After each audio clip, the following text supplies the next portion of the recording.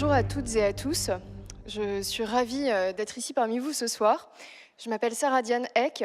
Je suis vice-présidente de France Digital et également la cofondatrice et PDG d'une start-up dans la blockchain, Sendblock. La blockchain englobe un grand nombre de concepts, ce qui rend parfois sa compréhension un petit peu complexe. Mais au final, il faut voir ça comme une infrastructure technologique.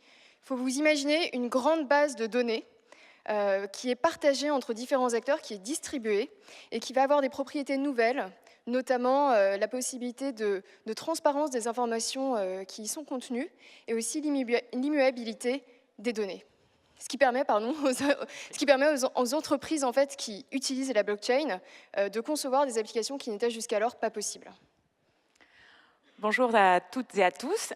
Je suis Dorothée Roch, je suis la fondatrice et directrice d'une association qui s'appelle Bicomtech et qui œuvre pour plus de mixité dans les métiers techniques du numérique. Alors bon, du coup, Sarah, comme tu travailles dans la blockchain, je ne peux pas m'empêcher de te demander ce qu'il en est de la mixité dans ton secteur.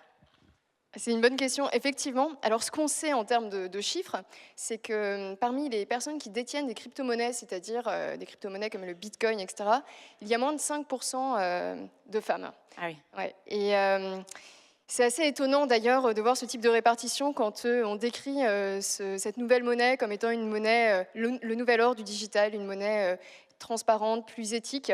Et je pense que les femmes en fait, qui entreprennent dans la blockchain sont encore moins nombreuses.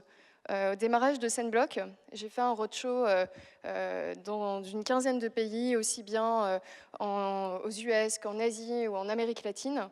Et c'était assez consternant de se rendre compte de ça. Ouais. À des conférences blockchain, l'année dernière aux US, une des plus grosses conférences blockchain, sur 88 speakers, 3 femmes. Oui, c'est rien du tout. Ouais. Voilà. Non, mais du coup, j'essaie de réfléchir. Je me dis, bon, je sais qu'il y a 6% des personnes qui lancent des applications mobiles qui sont des femmes. Alors, des applications mobiles, puisque je crois que c'est ce que tu fais, dans la blockchain, ça doit vraiment être dérisoire. Oui. Nous, avec Sendblock, on a lancé Surprise, effectivement, qui est une application mobile. Et c'est une application qui est destinée au grand public. En fait, on va mettre des points de fidélité sur la blockchain. Aujourd'hui, on a plus de 300 marques qui utilisent cette application. Et le grand public, avant tout, c'est des femmes et des hommes. Donc, on a aussi besoin de femmes, finalement, pour innover et construire des applications qui concernent tout le monde, pour répondre à ce type de nouveaux besoins, de nouvelles problématiques. Et quand je suis devenue PDG de mon entreprise, je ne me suis pas posé la question de ma légitimité, parce qu'un entrepreneur, c'est quelqu'un qui va être tenace avant tout et qui va pouvoir être flexible, c'est la résilience. Et ça, ce n'est pas du tout une question de sexe, en fait. Et d'ailleurs, l'informatique, les mathématiques, l'entrepreneuriat, la prise de risque elle-même, ça n'a pas de sexe. Et c'est notre responsabilité de permettre à des jeunes femmes et à n'importe qui de comprendre, d'avoir conscience de ça, de pouvoir lever ces barrières et pouvoir se projeter et rêver de pouvoir être ingénieur, entrepreneur. D'ailleurs, c'est ce que tu fais chez Bicomtech, je crois. C'est ça, effectivement. Nous, on s'est dit que c'était notre responsabilité de lever ces barrières, de lever ces stéréotypes qui sont attachés au métier de l'informatique notamment.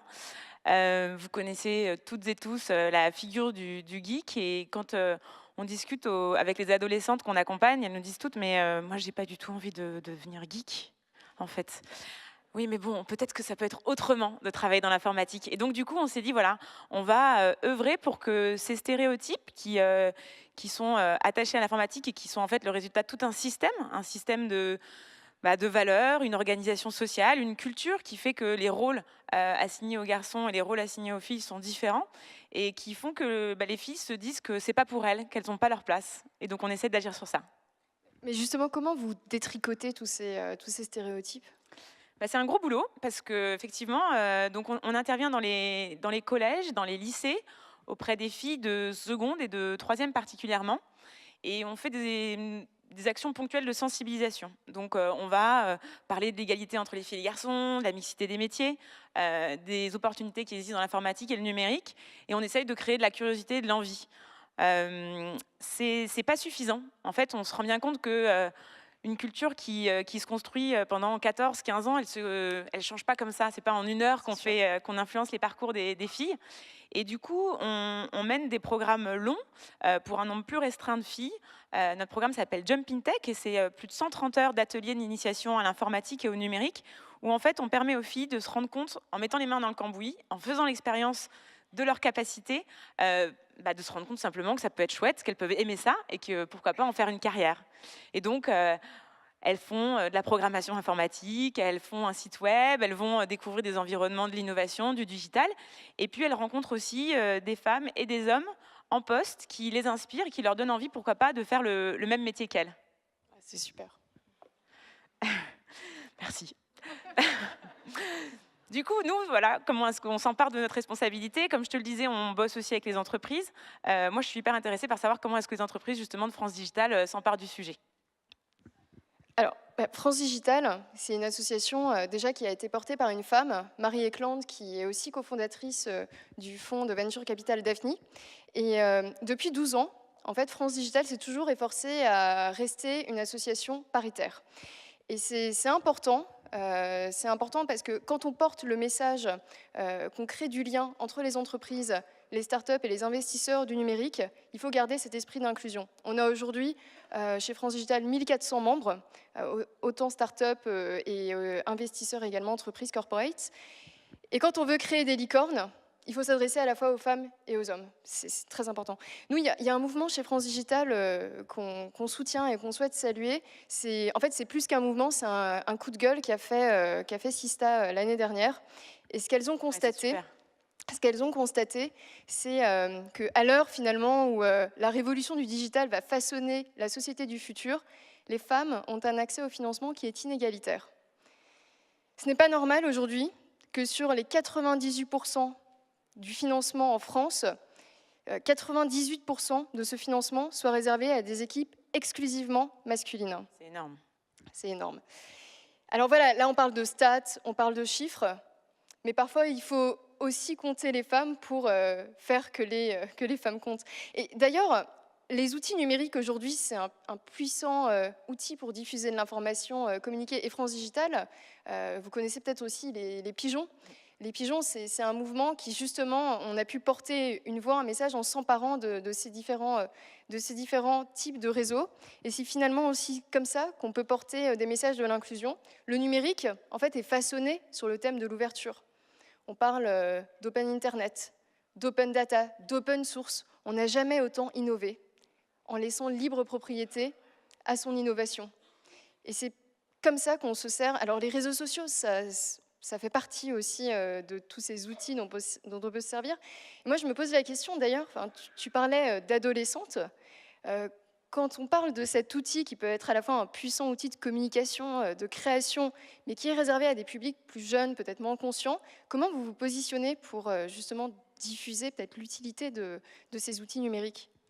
Oui, alors effectivement, les réseaux sociaux, comme tu le disais, sont porteurs de potentiel énorme et représentent aussi des dangers. Donc, dans une association comme la nôtre qui s'adresse à des mineurs, on a évidemment une responsabilité quand on invite à se plonger dans l'usage du numérique. Et notre responsabilité, c'est justement de leur permettre de passer derrière l'usage, d'aller comprendre les enjeux pour se rendre compte que, en fait, on en discutait hier, Snapchat, c'est pas juste créé pour que les filles elles puissent faire des photos et s'amuser à discuter. C'est aussi un business, c'est aussi une entreprise, une création de valeur. Et que du coup, quand on comprend les enjeux des outils qu'on utilise, on est bien plus conscient des risques qu'ils comportent. Et nous, on a tendance à considérer comme tu le disais, les outils numériques comme un formidable levier d'émancipation. Et on travaille sur cet empowerment globalement, à la fois au niveau de l'individu, puisque les filles montent en compétences avec le numérique. Vous le savez toutes, je pense et tous, j'ai pas besoin de vous en convaincre que le numérique, c'est absolument génial pour développer la confiance en soi. On n'y connaissait rien et au bout d'une journée, il y a une fille qui fait une page web, donc forcément, il y a un effet waouh. Et du coup, ça renforce ce pouvoir d'agir individuel. Et puis, on travaille aussi sur le pouvoir d'agir en collectif, puisqu'on travaille vraiment avec des groupes d'une quinzaine de filles. Tous les projets qu'elles mènent sont des projets collectifs et il y a vraiment un rendu, une fierté commune. Et puis, on se rend compte qu'à plusieurs, on est plus forte. Enfin, la dernière chose qu'on fait, c'est qu'on a un programme qu'on appelle l'accompagnement des ambassadrices. Les filles, une fois qu'elles ont fait Jump in Tech, elles ont la possibilité de devenir ambassadrices du numérique, ambassadrices de Become Tech, et d'aller plus loin en agissant sur leur environnement et en exerçant ce pouvoir politique qu'elles ont. Et donc, du coup, elles incarnent la possibilité qu'ont les filles de rejoindre les métiers du numérique, et elles transmettent les compétences qu'elles ont acquises. Ouais. Et finalement, ce pouvoir d'agir collectivement, est-ce que ce ne serait pas aussi ici et maintenant que ça se passe? On entendait tout à l'heure en backstage, j'ai pas tout entendu, mais qu'on commence une révolution à partir de 100. Et c'est peut-être aussi en organisant des événements comme ça, où on rassemble de plus en plus de femmes, édition après édition, depuis, je crois, 7 éditions. Ouais. Moi, j'aimerais faire quelque chose, je ne sais pas ce que tu en penses, Dorothée. Dis-moi. Mais on pourrait peut-être faire une photo de nous tous, en fait, maintenant, qu'on pourrait tous partager, parce que finalement, c'est comme ça aussi qu'on peut agir. Et je compte vraiment sur vous tous pour continuer à agir. Et je vous remercie encore infiniment d'être là ce soir. Donc oui, j'ai mon portable. Bon, c'est improvisé, hein, complètement. Un petit peu improvisé. Mais... Alors, attention. Je vais poser ça. Là, vous vous levez, allez. C'est parti. Ouais. Tout le monde debout. Vous aussi, là-haut, hein. Je suis super douée pour faire des selfies. C'est parfait. Attends. Vous êtes prêts? Vous êtes à fond? Bon, bah super. On avance? Ok, comme ça on montera plus haut. Bleu. Voilà. 1, 2, 3. Allez! Bravo, merci à toutes et à tous.